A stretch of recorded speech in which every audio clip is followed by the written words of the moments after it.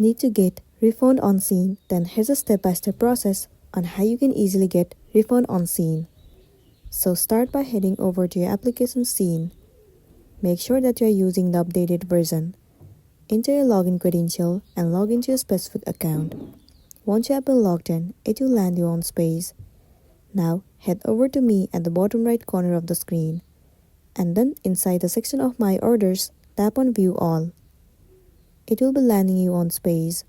In the section of All Orders, you will be able to see list of orders that you have made on Shein.